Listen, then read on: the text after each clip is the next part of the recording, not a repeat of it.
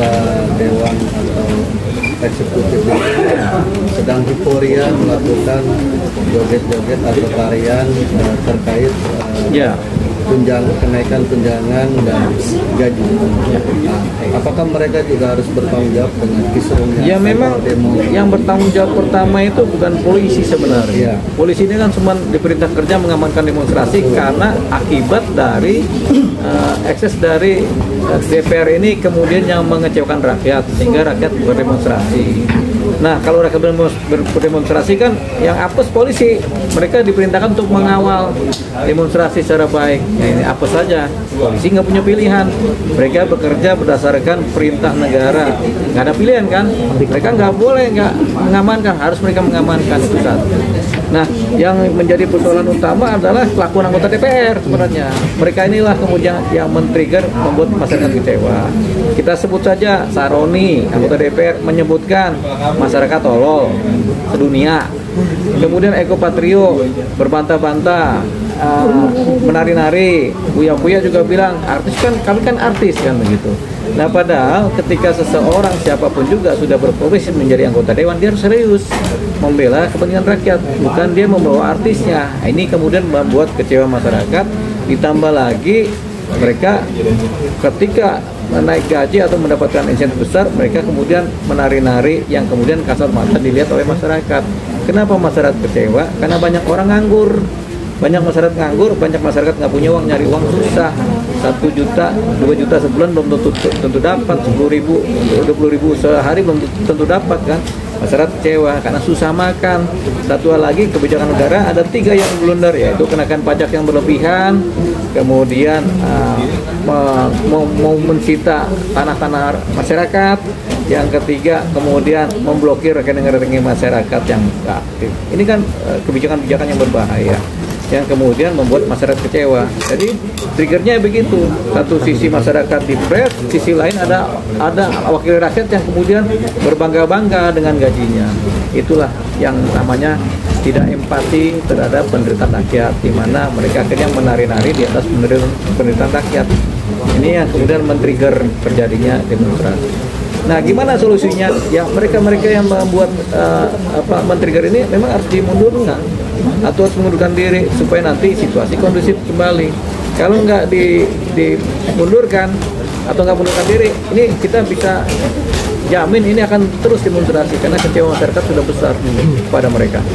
Bang, yang dirugikan sendiri siapa nih Bang? Apakah Presiden Prabowo juga akan dirugikan karena kan ini menyangkut? Yang dirugikan sebenarnya adalah masyarakat luas, ekonomi terganggu, aktivitas kerja masyarakat terganggu, kemudian termasuk juga lembaga eksekutif juga pasti akan terganggu karena tidak bisa menjalankan pemerintahan. Yang paling berat kalau ini eskalasinya tambah puncak, bisa jadi yang kena eksekutif sendiri, yaitu presiden dan wakil presiden. Bang, ada rasa khawatir apa nih Bang dengan berjilid-jilidnya demonstrasi hari ini? Ya kalau kita kan nggak pernah khawatir, ini kan bagian dari keadaan-keadaan yang bisa saja terjadi di negara manapun.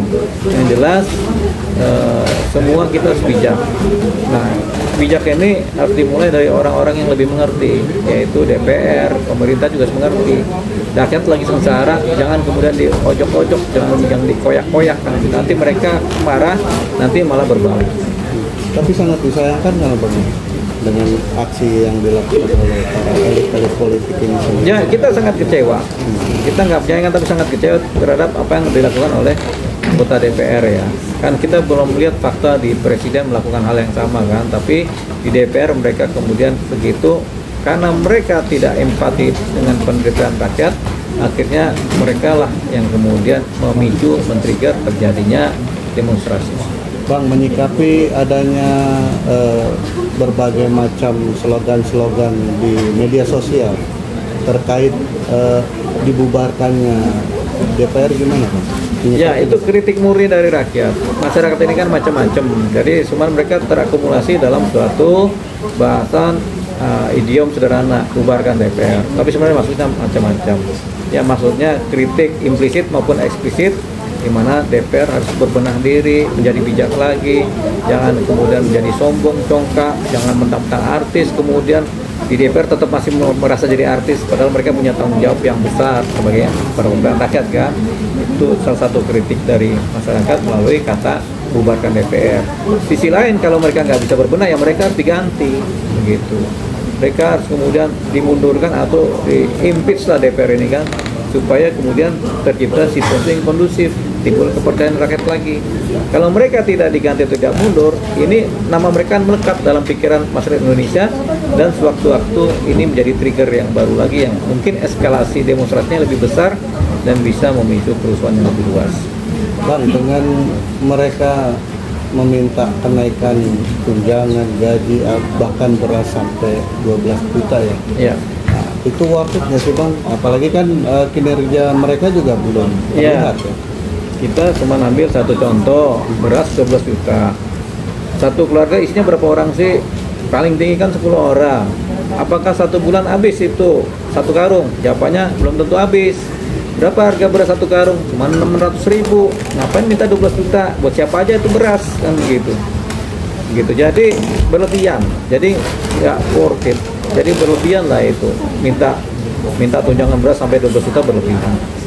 Terakhir Bang, hikmah di aksi kegiatan demo terutama masyarakat Indonesia ya. Hikmahnya sendiri seperti apa Bang buat para anggota elit politik? Anggota DPR? Ya mereka jangan congkak, jangan sombong, jangan belagu.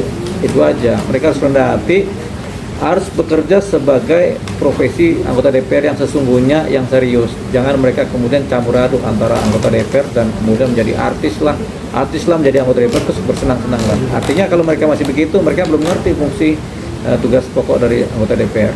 DPR itu harus serius memperjuangkan dengan rakyat. Jangan mereka kemudian menjadi sombong, menjadi jumawa, kemudian pamer-pamer diri, jangan.